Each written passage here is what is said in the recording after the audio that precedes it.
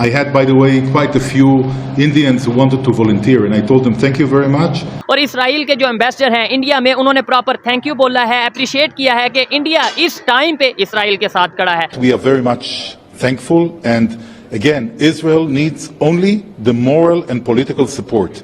The work on the ground, we know how to do it. اسرائیل نے کہا ہے کہ سینکڑوں بھارتی لوگوں نے کہا ہے کہ وہ اسرائیل جا کر ہمارے لیے لڑنا چاہتے ہیں. اب ظاہر سی بات ہے جو ان کے انٹرنیشنل جو عالمی قوتیں ہیں اور جو بڑی عالمی قوتیں ہیں وہ ان کے ساتھ کھڑی ہوئی ہیں. اسرائیل جیتے گا, یہ میرا وشواس ہے, اسرائیل جیتے گا, اور اسرائیل حماس کا نام مٹی میں ملا دے گا. اسرائیل کا دل اتنا بڑا ہے کہ اس نے اپنی آرمی میں مسلمان فوجیوں کو بھرتی کر رکھا ہے. آپ کے آدھے سے زیادہ فلسطینی جو ہیں روز بارڈر کراس کر کے اسرائیل کے اندر داخل ہوتے ہیں, جابز کرتے ہیں, روزگار کماتے ہیں. اسرائیل اور فلسطین کے درمیان کشیدہ صورتحال, امریکہ اسرائیل کی مدد کے لیے میدان میں آ گیا. امریکہ نے جنگی بحری بیڑا اسرائیل بھیج دیا, اور اسرائیل چاہے گا کہ امریکہ اور دنیا جو ہے اس حملے میں اس کے ساتھ کھڑے ہوں, اس کی تائید کریں, اسے سپورٹ کریں. آپ نے دیکھا ہے کہ کس طرح سے حماس کے دہشت گردوں نے اس معصوم جرمن لڑکی کو برہنہ حالت میں اس گاڑی کے اندر گھسیٹا ہے, اور یہ بات کرتے عورتوں کے حقوق کی. شرم آنی چاہیے. نہیں آرزو, میں اگر عالم دنیا کا لیڈر ہوں تو میں تو سب کو کہوں گا ہیلپ کرو, اڑا دو اس کو, اسرائیل کو اڑا دو.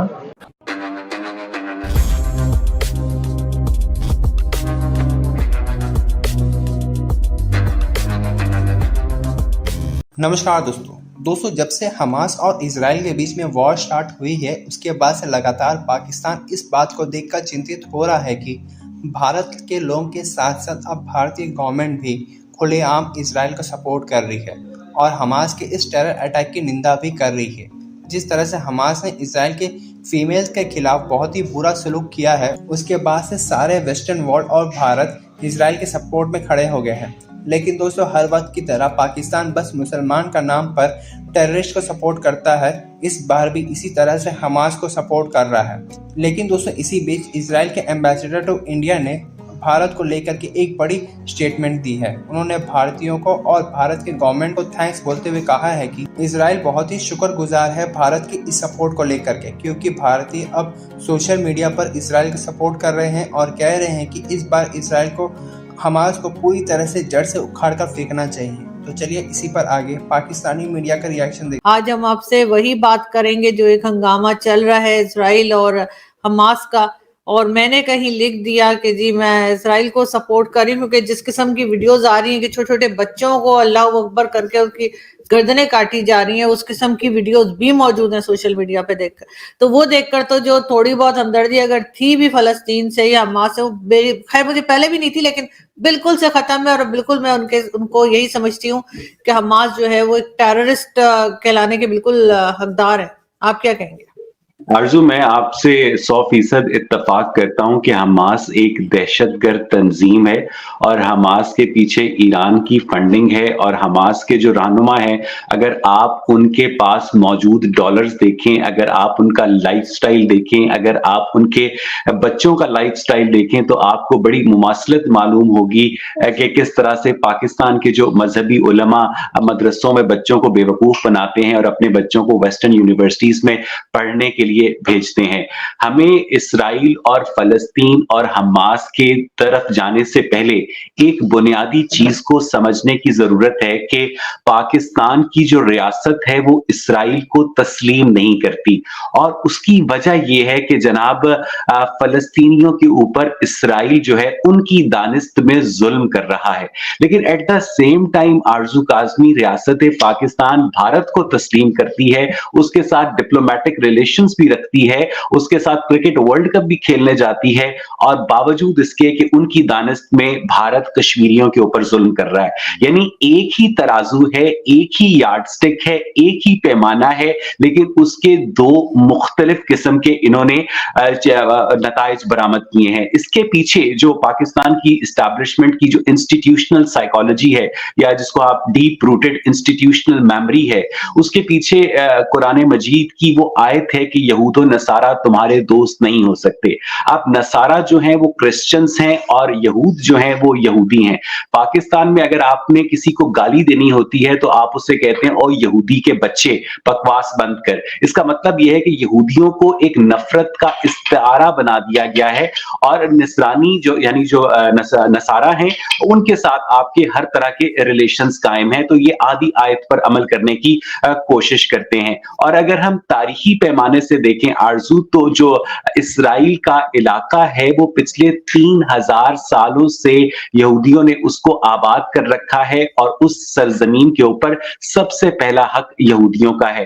ठीक है कि आपने वहां पर हमला किया, मुसलमानों ने जनाब उम्र के दौर में वहां पर हमला किया। 705 ईस्वी में अब्दुल मालिक बिन मरवान ने वहां पर मस्जिद अक्सा भी तामीर करवाई, जिसको उन्होंने टाइम ट्रेवल के जरिए बाद में उसका सफर भी किया गया था। लेकिन बात यह है कि उस सरजमीन के ऊपर अगर मुसलमानों ने एग्जिस्ट करना है तो उन्हें इसराइल के साथ पीसफुल रिलेशंस बनाने होंगे। इसराइल का दिल इतना बड़ा है कि उसने अपनी आर्मी में मुसलमान फौजियों को भर्ती कर रखा है।